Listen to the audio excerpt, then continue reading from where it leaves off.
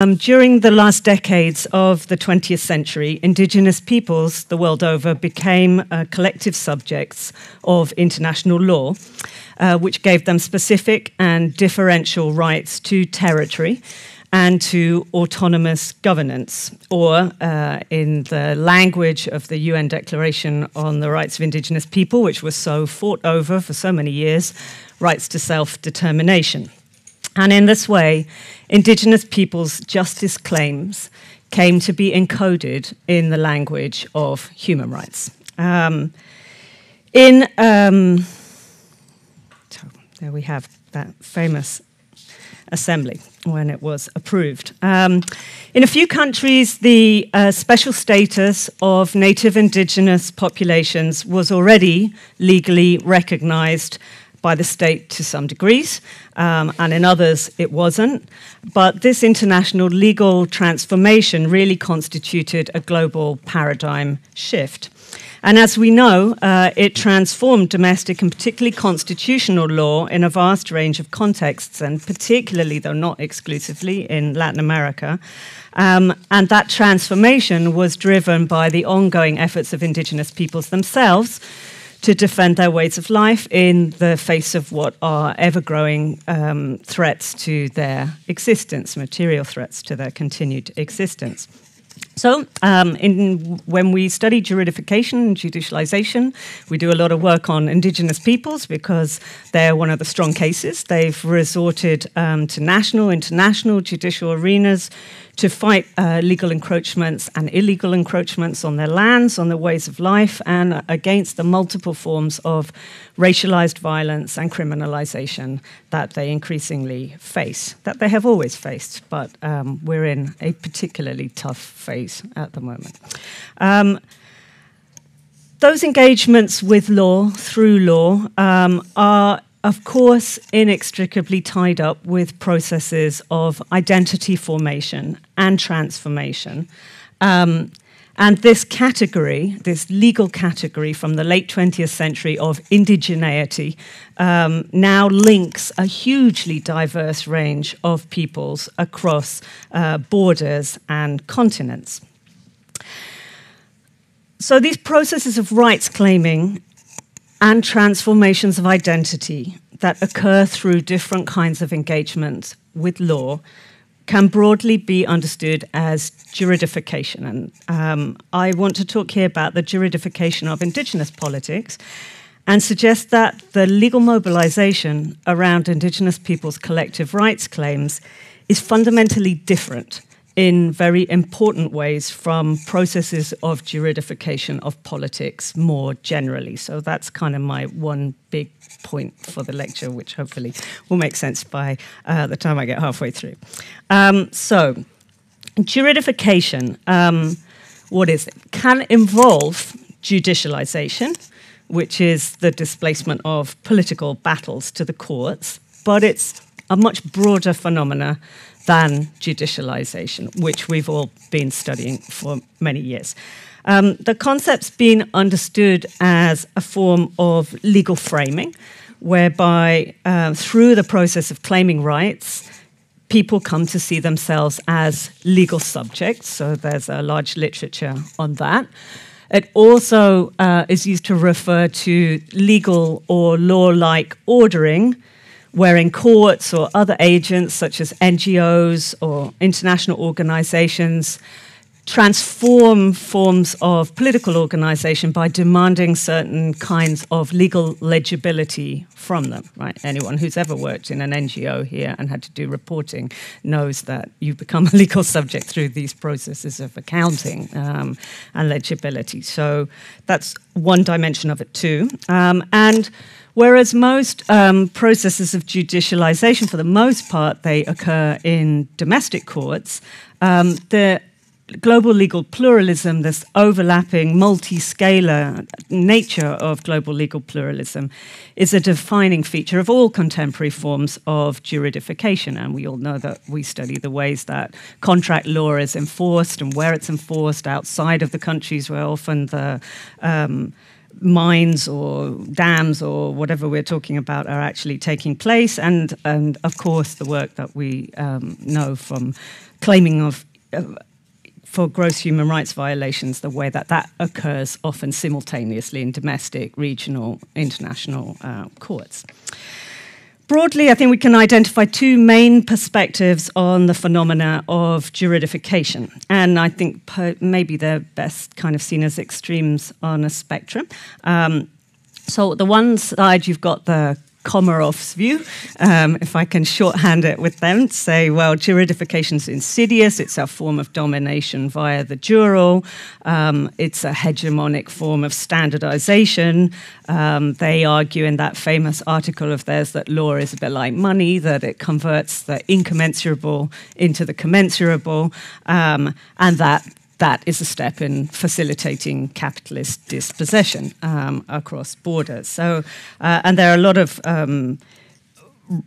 there's a lot of work in that vein that looks at kind of the way in which complex global legal pluralism fragments and facilitates that kind of processes of disempowerment and dispossession. I really like Shalini Randeria's work, for example, and she looks at how you have an expansion and superimposition of different legal and quasi-legal forms, so arbitration, mediation, inspection, at lots of different scales and levels that now make up the composite of what we understand as development, and how ultimately that's quite disempowering for the subjects of development. So that would be kind of one end on the spectrum of interpretation that says this turn to law really privileges technocratic knowledge, elite forms of knowledge, it fragments political battles, it depoliticizes, and ultimately it narrows the space for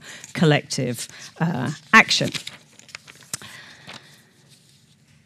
And then at the other end of the scale, while they still maintain a very critical perspective on law, different authors, and particularly from Latin America, have looked at the counter-hegemonic possibilities of using law. And in their famous book, which is now, nearly 15 years old, Cesar Rodriguez Garavito and Boa Santos used this term, legal globalization from below, which of course has been so taken up. So recognizing the growing importance of legal struggles and rights frames for political activism at the same time that they're not ditching a critical perspective on law. So I think those two readings aren't mutually exclusive. And obviously, as an anthropologist, I would say to you the impacts of juridification and politics and collective action we can only ever understand in context. Julia Eckert and her colleagues have argued that really we need to think about juridification as a very wide range of social processes through which law is socially constituted. Right? And it's generally characterized by processes of norm diffusion, adaptation, vernacularization, and that the outcomes are uncertain and contingent, right? That we can't second guess that to start with. Okay.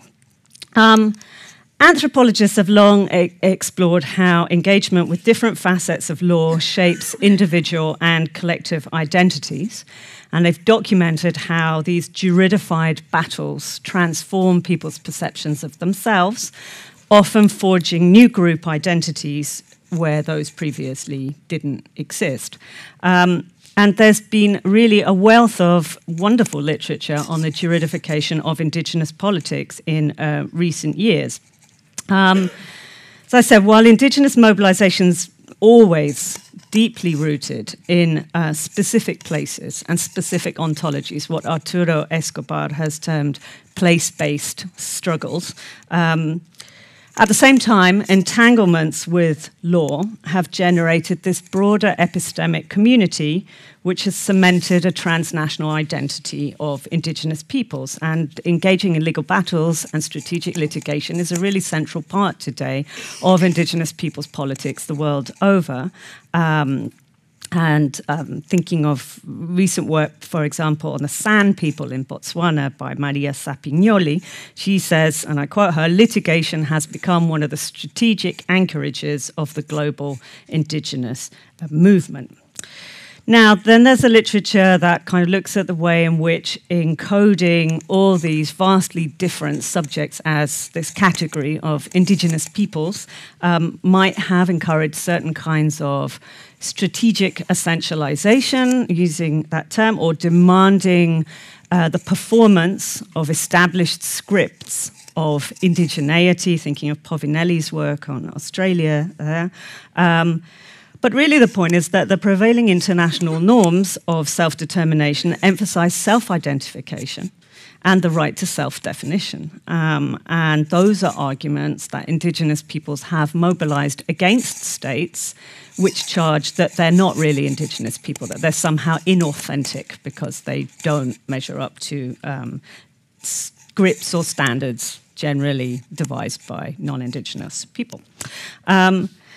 And a lot of the broader debate about the juridification of politics, more broadly, tends to refer to the diffusion and the vernacularization of state law and international law, and the kind of identities and discourses and collective action that are generated by engagements with dominant norms and dominant institutions. And what I want to argue here is that I think processes of juridification that involve indigeneity, indigenous peoples, are both empirically but also conceptually different from juridification of political or moral claims per se. Why? Well, that's because although you have had the vernacularization of hegemonic law and the associated transformations of identity and subjectivities in evidence, right, this transnational category of indigeneity and how that transforms people's self. But what's ultimately at stake is the battle for the existence and the legibility of different legal orders, right? Rather than just a search for recognition within state law or international law. In the initial stages of colonial expansion in certain regions of the world, indigenous people were legally recognized as sovereign, with their own forms of organization and law and jurisdiction. So the founding treaties of countries like Canada, Chile, and New Zealand emphasized the inherent sovereignty of indigenous native peoples, although those processes were always partial, and they were, as we know, sometimes completely overturned and reneged on. So I think importantly, juridification that involves indigenous peoples is in one sense about disputes between different forms of legal rationality. Native peoples' law existed as law before it came into contact with colonial legal epistemologies that, as we know, are grounded in the racialization and inferiorization of indigenous peoples. So it's those foundational inequalities of power and ongoing histories of colonization that distinguish, I think, the juridification of indigenous politics from juridified battles where plaintiffs implicitly submit to the authority of the law to adjudicate. So they recognize state sovereignty. So if we thought about sexual reproductive rights, right, which have become so juridified in recent decades, with those both favoring expanding, defending women or defending women's right to autonomy over their bodies, and those that oppose those policies, they both camps resort to legal framings and litigation. And we've seen in recent years, and the work that you've all been doing at CMI here, of course, points to the way that those discourses of moral, religious discourses have increasingly been replaced by legal discourses in this field, by rights discourses, both sides of the divide invoking rights. And I think by contrast, while contemporary juridification that involves indigenous peoples does, of course, hinge in part on the vernacularization of rights frames, those human rights frames don't replace the different ontologies that underpin the alternative legal orders that are defended by Indigenous peoples. And they don't pose the kind of challenges to hegemonic frames of legality that Indigenous peoples' law often does. I think the literature underestimates this dimension, right? A lot of the literature on the juridification of Indigenous politics points to subjects becoming enmeshed in ever more inescapable webs of law, increasingly internalizing dominant legal cultures.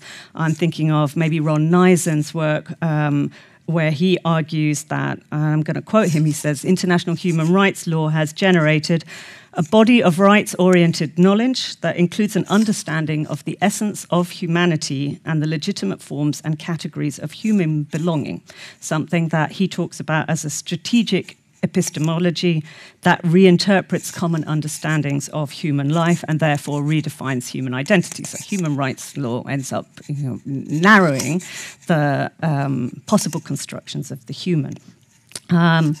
And in my view, such readings place far too much emphasis on top-down processes of norm diffusion and the vernacularization of hegemonic forms of law. And I think in particular, they pay insufficient attention to the law of Indigenous peoples themselves and to the ways in which autochthonous norms and practices of governance tend to circulate through more horizontal forms of knowledge transfer and exchange between Indigenous peoples and their allies, and that those processes are involve very complex processes of interpretation and reinterpretation that shape collective identities, but also political futures. And so that's kind of where I'm trying to intersect with the literature on juridification of politics. So, juridification involving Indigenous peoples then is much more than the use of state law or international human rights law against the state in pursuit of recognition, greater distributive justice, but it also includes the mobilization and reframing of alternative legal and political orders that are aimed at ensuring the continuity of Indigenous peoples themselves, and actually, I would argue, often aimed at ensuring the survival of all of us and the planet. The interesting thing that I've been privileged to witness in my work over the years is the way in which the recognition of legal pluralism in Latin America's constitutions, even though it's been limited, it's been ambiguous, it's been begrudging, but it's there. And it has meant that lawyers who defend Indigenous peoples' collective rights to territory, autonomy, land, and so the lawyers and the judges who adjudicate those cases, they've had to engage with different alternative conceptions of what law is, right? That there's not just one form of law and how we engage with that. I think the implicit, or it's sometimes explicit, sometimes an implicit challenge to hegemonic forms of law that is contained in the Indigenous juridification of politics signals what Audra Simpson has termed Indigenous Refusal, right? And that's a body of literature debates about refusal of the terms of late 20th century multicultural recognition, which some of you probably will know. So through these juridified political engagements, Native peoples, I think, lay bare the racialized frames and categories that have systematically stripped them of their territories in legally sanctioned forms of genocide, which have gone on for centuries. And the political insistence on Indigenous law, on Indigenous jurisdiction and sovereignty is a counter. It's a counter to colonial erasure, and it challenges in important and complex ways the jurisdictional claims and the temporalities and the ontologies of state law and international human rights law. So the juridification of Indigenous politics then is a political claim for epistemologies and ontologies of law that ultimately they may be grounded in understandings of personhood, of time, of space, that may not be commensurable with dominant forms of law, right? So they're kind of counter to some of the earlier vernacularization literature, which sort of assumes that we're all going along a continuum and that ultimately there's convergence.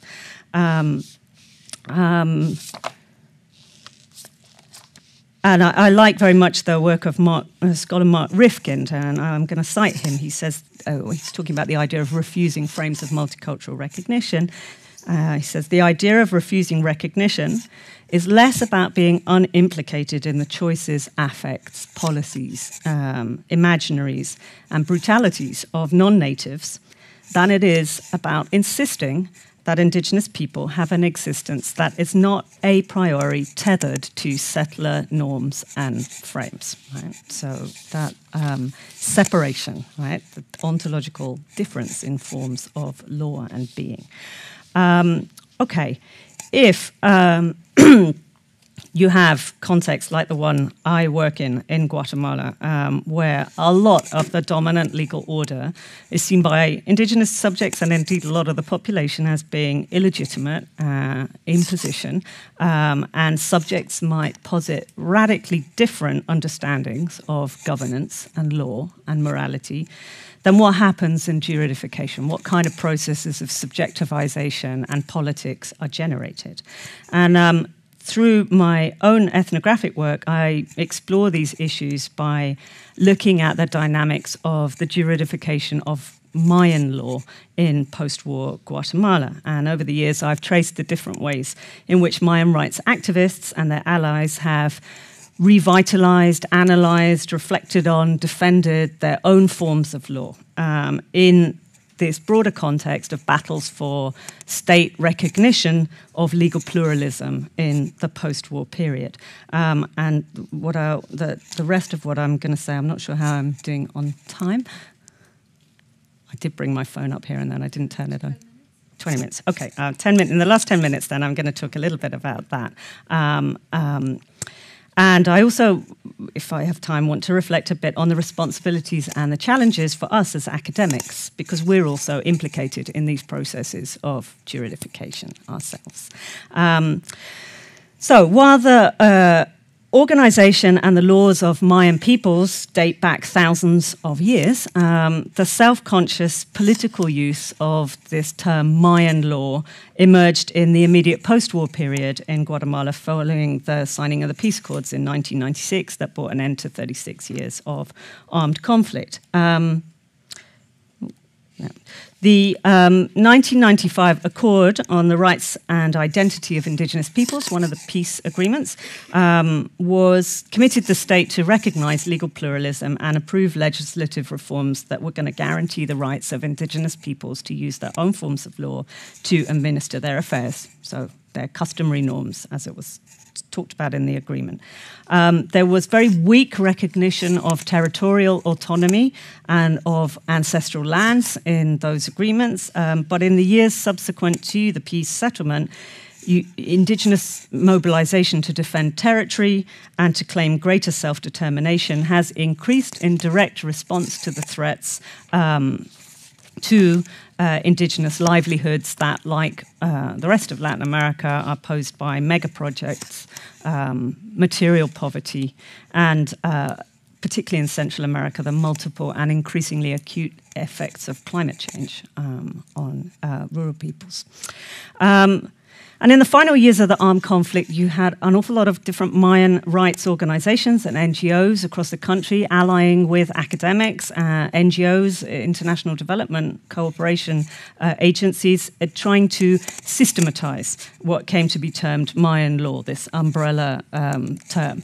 And interestingly, at the same time, all of those activists said, we don't want to codify Indigenous law, right? We've read the history of attempts at codification of native laws in other parts of the world, and we know the inherently colonial premises of that undertaking. But what they lobbied for was constitutional recognition of Indigenous jurisdiction, and they insisted on their rights to define their own forms of law. So it was a conscious positioning of Indigenous law vis-à-vis state legality in a bid to build a more pluricultural legal system, but not only about that. It was, I think, more importantly, a grassroots movement across the country which was trying to revitalize and reaffirm forms of community governance and identity in the wake of the armed conflict, which had taken such a tremendous toll on Indigenous lives and culture. So Mayan law was a form of praxis then, whereby Indigenous and non-Indigenous intellectuals and communal authorities at many different levels reflected on and tried to systematize their own governance practices, right? And what were their underlying moral, philosophical, and historical roots. Yes, they were about claim-making before the state, but they were more broadly about reconstituting collective identities after genocidal violence of the armed conflict, and they were very much about the continuity of Indigenous life worlds. So in other words, I think the reorganization of what came to be termed, at least for the outside world, Mayan law, was more than anything an inward-looking process. And it was about reconstituting self and about thinking of forms of justice that went way beyond multicultural recognition or post-conflict reconstruction or any of the frames it was set in. And there are a number of emblematic examples of Mayan law, particularly Maya Quiché law. There are 21 different Mayan groups in Guatemala, but the systematization of some forms of law have kind of become more prominent, dominated more in some of these conversations. So you have communal leaders championing their own forms of law, and that happens beyond their immediate locality. So it underlines the kind of political processes and this horizontal exchanges that I'm talking about. For example, in Santa Cruz del Quiché, which is one of the places I've worked for a number of years, it's the municipal capital of the Department of Quiché. There's a supra-communal Indigenous mayoralty. It's reconstituted by local Mayan leaders in 2003.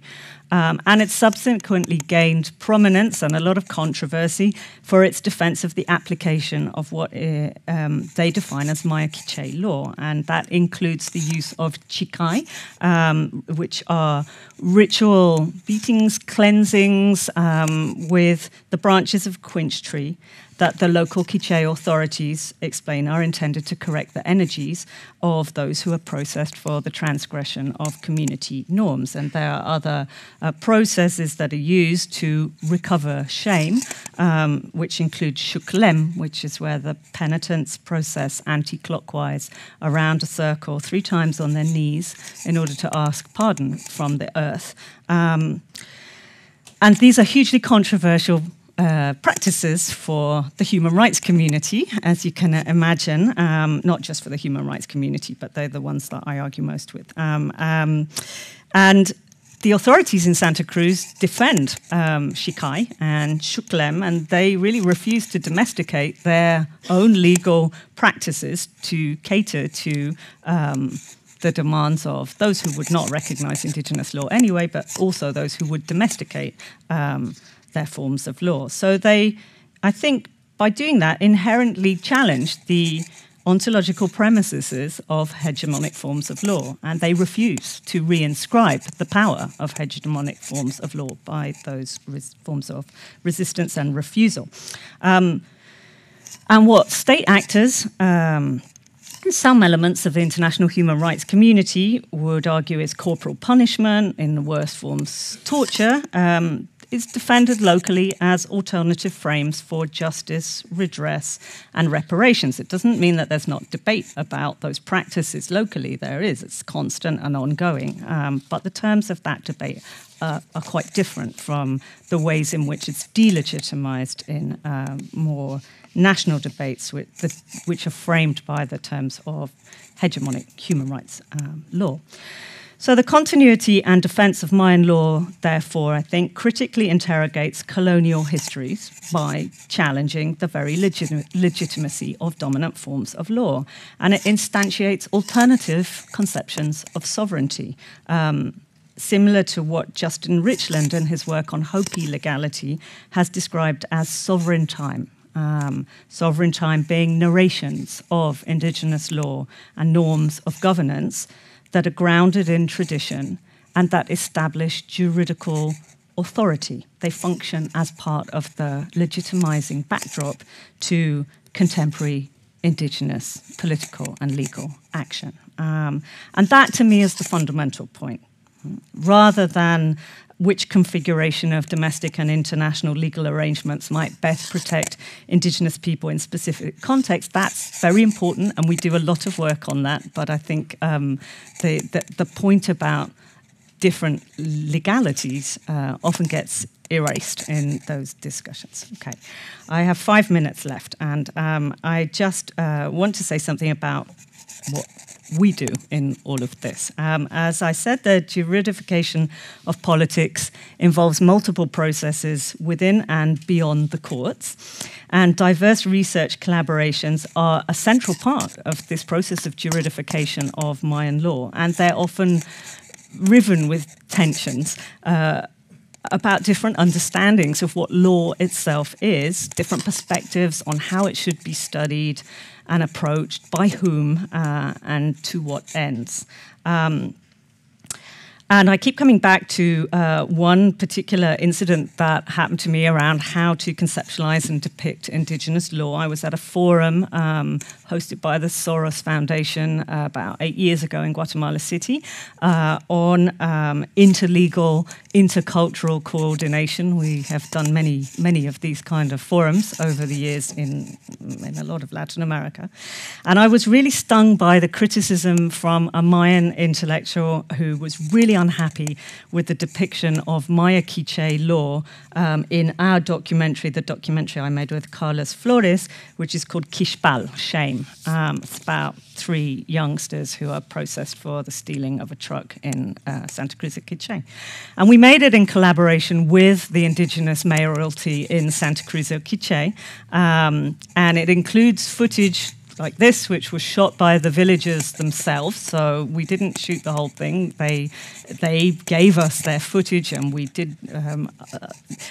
We worked a long time on the guion, the script, and the editing, and we went backwards and forwards. So it was very consultative process, and it includes interviews with the key protagonists who explain the nature and logic of their processes of dispute resolution. But it includes footage of the Shikai. And this particular colleague, this Mayan intellectual at the Soros Foundation meeting, said to me, your documentary shows Mayan law as it is and not as it should be.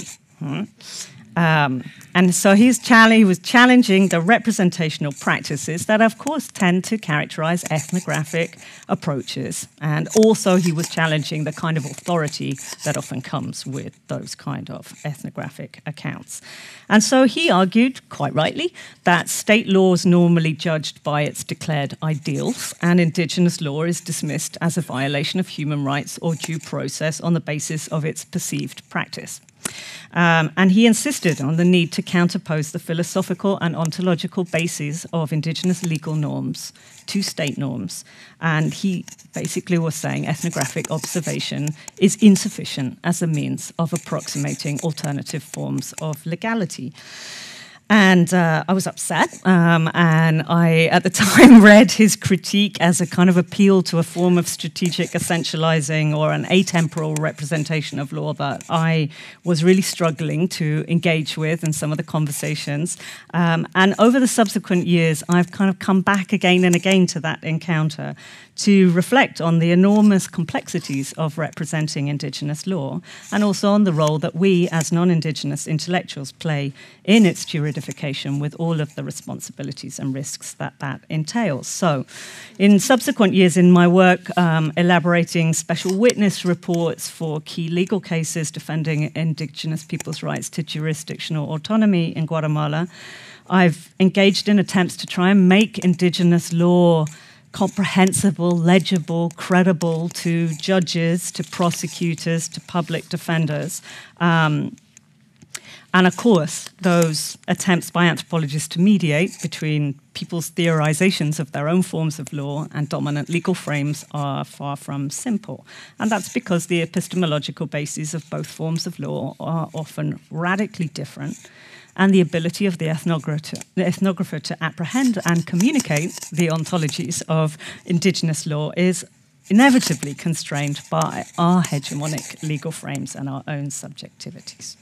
So, in conclusion, I've tried to suggest here that while these inexorable logics of hegemonic forms of law are certainly inescapable, that doesn't necessarily imply either the weakening of collective action and depoliticization, nor does it imply the colonization of other life worlds by globally dominant legalities. And in particular, I've tried to argue, I don't know if I've convinced you, but that the juridification of politics engaged in by Indigenous peoples is different from the juridification of politics per se. And I think that's a conversation we'll carry on having around gender also throughout the day in the next panel. Why is it different? It's because the claims for recognition or inclusion that broadly accept the epistemological bases of state law are different from Indigenous juridification, which is something which occurs at the intersection between different forms of law that often have radically different bases, ontological bases. That is state law, international law, and autochthonous forms of law of colonized people. So it's a platform. That encounter is a platform on which broader claims about Indigenous autonomy and sovereignty and jurisdiction and territory are played out.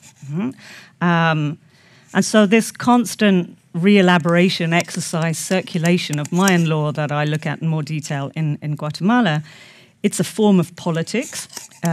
It's an enunciation of legal philosophy, and it's also a guide to ways of being and conducting oneself in the universe. And while Mayan people certainly do use the language of human rights to claim and defend their core interests, their identities are not determined solely by the epistemologies of human rights law. Mark Goodale has called our attention to all of the dangers inherent in these relations between indigeneity, international law, and the kind of potentials for economic exploitation that are in there. And clearly, of course, law continues to be one of the principal tools of colonial and neo-colonial dispossession. But I've tried to point here to the potentialities inherent in the judicialization of Mayan law and other forms of Indigenous law and governance, arguing that those different legal engagements can be read as exchanges that also contain and transmit a politics of Indigenous refusal. Of course, it's utopian to expect that those dynamics alone are going to halt or even slow the onslaught of global capitalism in this current historical moment. But that doesn't detract from their importance, which does go beyond the merely symbolic. And lastly, I've really tried and not managed to continue that conversation, but I hope we will have that conversation to try and reflect on the challenges for us as anthropologists, social scientists involved in these juridification instances. And I'm advocating forms of knowledge production that are grounded in critical engagement that furthers an intercultural epistemological dialogue aimed at radically transforming those racialized structures of dispossession in which we are all enmeshed. Thank you.